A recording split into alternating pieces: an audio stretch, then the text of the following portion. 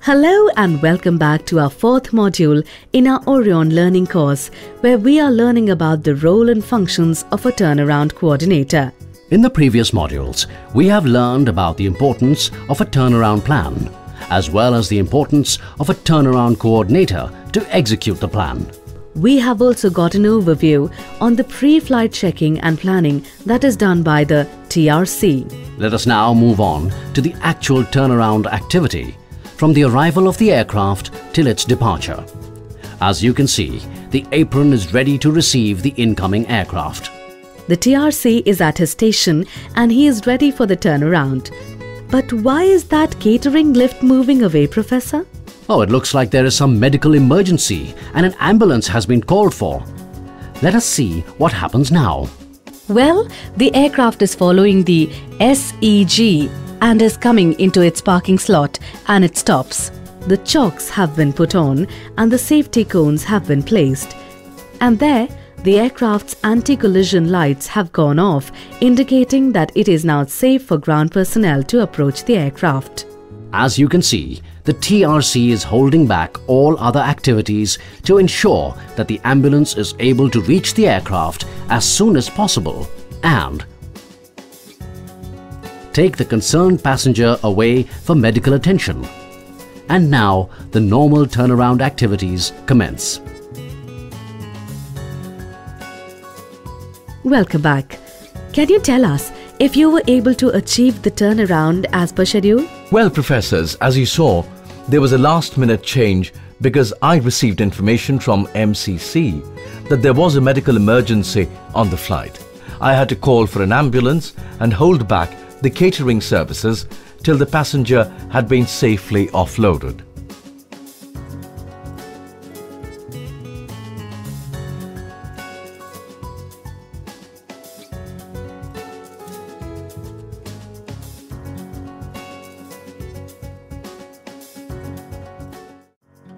Did this adversely impact your turnaround time, TRC?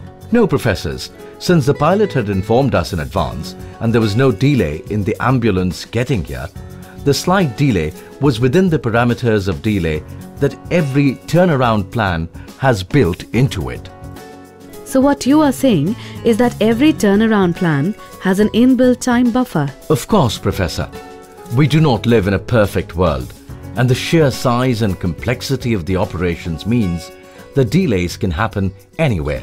As you just saw. We saw that you were standing a little away from all the activities and monitoring activities.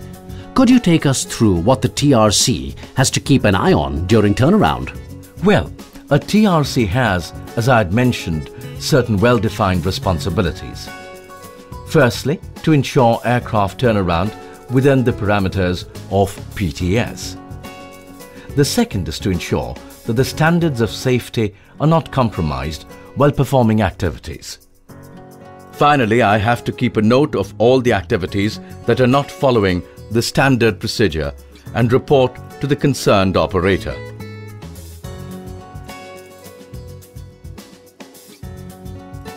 What do we mean when we talk about safety in the context of a turnaround activity, TRC? There are two aspects to this, Professor.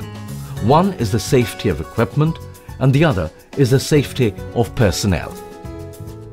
You must be aware that the airline workplace is considered one of the most dangerous industries to work in, and accidents and incidents keep occurring. It is the part of the responsibility of the TRC to ensure that equipment is properly handled. For example, whenever reversing a vehicle may be hazardous due to parallel activity happening, I have to ensure that the vehicle uses a banksman, who is basically a specialist in assisting vehicles in reversing. Similarly, I have to ensure that the fuel bowser has a clear path of exit and there is no obstruction to it in case it has to be moved in a hurry for any reason.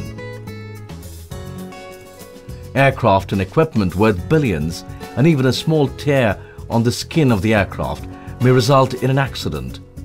Maybe not today, maybe 20 years later. But nonetheless, it may. It is my responsibility to ensure that the vehicles that approach the aircraft are properly handled and do not come in contact with the aircraft's skin. If for some reason it does, I have to ensure that maintenance is informed, so they may check and see that the aircraft is airworthy. How do you ensure safety of personnel, TRC? Firstly, as a TRC, I have to ensure that there is no danger of tripping or falling for either ground personnel or passengers. Wherever there are steps, they should be properly leveled and aligned.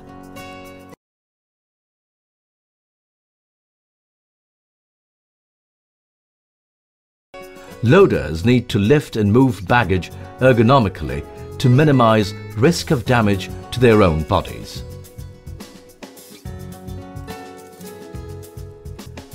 Our TRC is also kept informed if loaders are lifting baggage incorrectly and reports the same to the ground service provider for corrective action. What are the other important activities that a TRC performs during the turnaround? One of the most important activities is to ensure good coordination with the loading controller and the boarding gate. Aircraft are always loaded according to a load distribution plan that is made by the load controller. This is important as any errors or deviation in this may cause accidents such as steel tipping on the ground or instability during flight. This coordination between the two must involve managing offloading and loading activities of a particular aircraft, taking a lead role in the ramp team, analyzing, understanding and applying the safety and punctuality aspects of the loading process, having a precise estimation of the departure loading and available space at all times, optimally managing the available resources, following the load controller's instruction to maintain loading as per planning, and any changes to the planning. The TRC's major role is ensuring communication, is it not? You're absolutely right, Professor. The TRC has to disseminate information received from load control to the entire team at the aircraft. The information regarding loading of special loads is shared.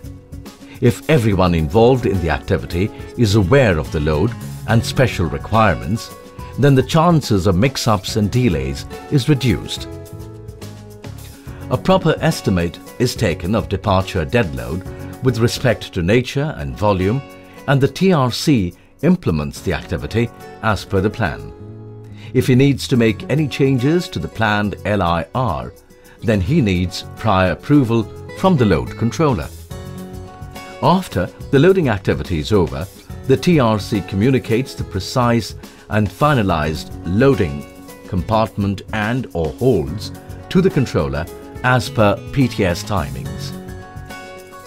If there are any changes after this, it should be within the LMC last-minute changes parameters, and it has to be communicated to the load controller prior to submission to the aircraft commander. All details pertaining to special loads, LDM, CPM, UCM, have also to be communicated post the departure. What do we mean when we say special loads? Special loads are of several categories. One is live animals. The TRC has to ensure that the live animals are offloaded first and quarantined in the proper area and manner. Pets and laboratory animals have to be treated differently. While loading, the TRC has to ensure that the animals are loaded last and that animals that are natural enemies are not caged in close proximity.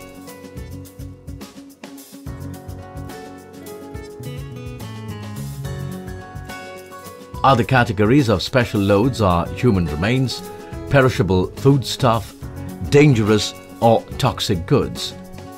There are rules governing the loading and segregation of all items designated as special goods, and I have to ensure that these rules are followed and confirm the same to the load controller. What are the TRC's responsibilities regarding boarding of passengers? The TRC's coordination with the boarding gate is simultaneous with all other activities. I have to keep a track of when all passengers have been deplaned and that the passenger buses have safely transported them to the terminal, so that cabin cleaning and security can do their job of readying the aircraft for departure. All personnel and crew who do not play a role in the turnaround then have to be cleared from the airside, and only essential crew will be allowed to remain to do their work. Of course, I need to know the passenger load for the correct weight distribution, and so that boarding can start in time. Passengers hate waiting once they're in the aircraft. A full flight takes longer to complete boarding compared to a light flight, so I have to ensure that boarding starts accordingly. Apart from this, I have to take special care of priority passengers. This includes first and business class passengers, wheelchair passengers, and medical cases. I have to ensure these passengers and their baggage is the last to be loaded and the first to be offloaded at destination stations to avoid inconvenience to them.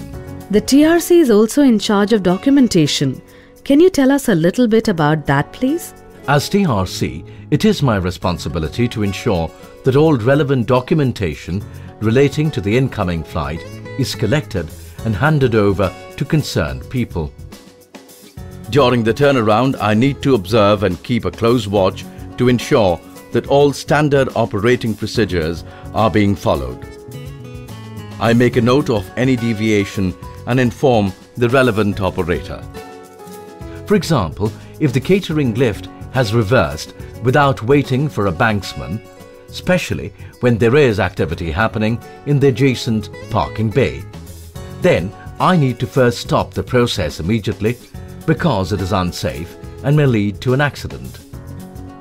I make a note of it and include it in my report, which will go to the catering service operator for appropriate action. As the TRC, I also make a report regarding the loading of the flight and confirm to the loading supervisor, so that he can finalize the flight and give the load details to the commander. You also have a pre-departure checklist, don't you, TRC? Of course, when all activities are over and the aircraft needs to be sent on the way, there is one final checklist that I tick off. Check dead loads are secure and net sections in place. Give the all clear signal to close doors. Doors closed. Ensure all hatches and latches are secured. Steps and coaches have been removed. All equipment has been safely put away and vehicles have moved out of the era. Cones removed.